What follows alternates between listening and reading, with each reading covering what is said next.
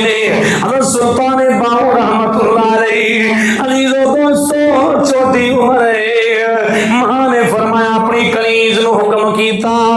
ऐ मेरी कनीज, ऐ मेरी नुकरानी, अल्लाह खुश रखे, ऐ मेरी नुकरानी कनीज, जा मेरे शहजादे नूं बाहर ले जा, आबो हवा वास्ते मेरे शहजादे नूं बाहर ले जा। और जिथों जिथों आपदी कनीज गुजरदी है, अजीजों दोस्तों, जेड़ा हिंदू वेखदा है वो आप दे चेहरे नूं वेखदे ही कलमा पढ़ के मेरे मुस्तफा दा गुलाम बन जांदा है, गुलाम बन जाता है, हिंदुओं का सिरदार। उन्हें जनाबे वाला मशवरा किया, क्यों ना होवे कि हज़रत बाज़ैद जड़े ने इन्हां दे बाप उन्हां दे कोल जाके कहा जाए, अर्ज की जाए कि हजूर तुसी ना को टाइम रखो, बच्चे नूं बाहर कड्ढण दा टाइम रखो, ताकि जिहड़े साडे नौजवान है ना वो साडे नौजवान साडे रहे ही नहीं है ना, तुसी टाइम फिक्स कर लो, जदों तुहाडे बच्चे नूं तुहाडी नुकरानी बाहर लियावे, तुहाडी कनीज बाहर लियावे, साडे जिहड़े नौजवान ने वो ताकि घरां में चले जान या दुकानां बंद कर देन, साइड ते हो जान। जदों सिरदार आया ना तो हज़रत सुल्तान बाहू अपनी बाप दी गोदी विच ने, बाप दी गोदी विच ने, ते मेरा इश्क फरीद दा अर्ज करदा है कि आप दियां नजरां जवाब दे दिया होण गईयां, ऐ सिरदार हिंदुआं दे तू आके एक गल करना है, छोटी उम्र आई ना, मेरा इश्क अर्ज करदा है, आप जवाब देंदे होणगे, नजरां जवाब दे दिया ने, ऐ सिरदार हिंदुआं दे तू एक गल करना है कि हज़रत सुल्तान बाहू दा टाइम जिहड़ा है जे दस्या जाए, जिस टाइम कनीज बाहर लेके आवे मेरियां नजरां तेनू जवाब दे दिया हो गईयां, जा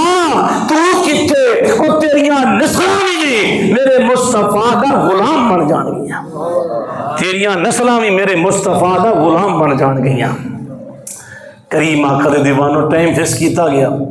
जिस टाइम आपने कनीज बाहर लिया दस देना, कई ने दरवाजे बंद कर देने, कई दुकाना बंद कर देनिया, लेकिन याद रख लो जिहड़ा आशक होवे ना किसी का, वो जो तक मशरूक नूं ना वेखे ना उदों रह नहीं सकता। जदों जनाबे वाला एक तालब है ना, एक मतलूब है, तो तालब मतलूब नूं नहीं वेखेगा जदों तक उहदे कोलों नहीं रहा जाएगा। ए आशक है सुल्तान बाहू रहमतुल्लाह अलैह, जो आप कनीज बाहर निकल के गली में आउंदी है, खिराण वास्ते फिराण वास्ते आउंदी है, नौजवान बज़हर अपने सिरदार के डर तो दुकाना बंद कर देंदे ने, लेकिन रोशनदाना विचों वेख वेख के अपने कुल्ब अज़ान नूं रोशन कर रहे ने, अपना दिलां नूं करार दे रहे ने, सुकून दे रहे ने। जिथों जिथों कनीज गुजरदी जा रही है ओते ओते जनाबे वाला जिहड़ा तकदा गया है सोने नबी दा कलमा पढ़ के दीवाना बनता जा रहा है। इसी तरह ही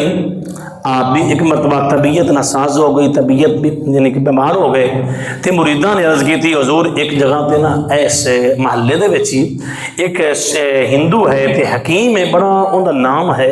बहुत दूर दूर तक लोग उसनों तो मनते हैं, तो क्यों ना उसनों बुलाया जाए। आपने फरमाया जाओ बुला लो।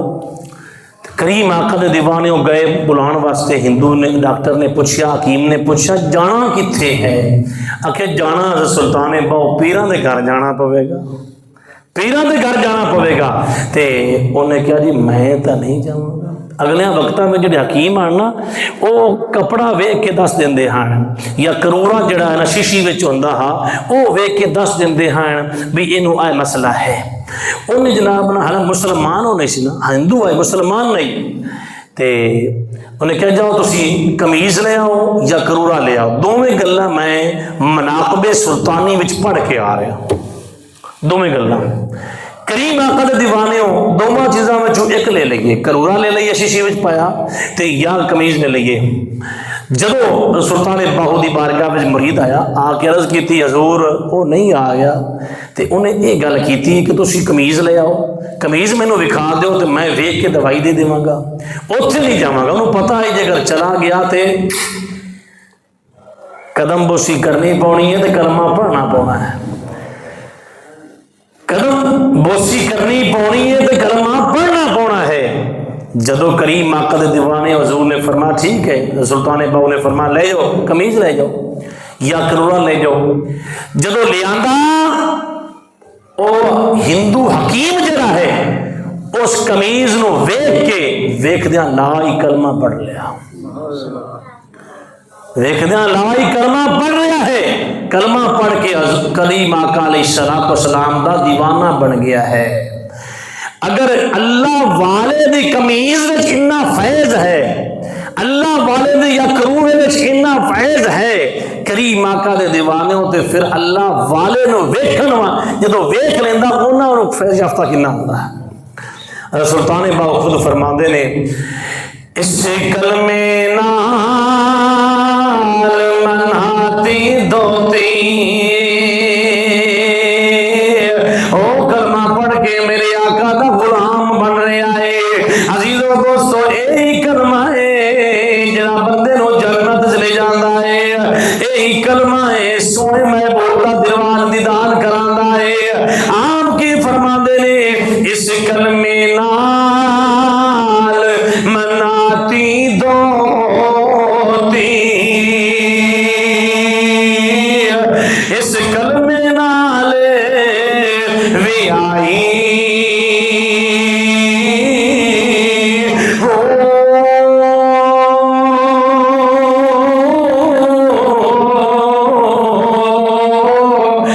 इस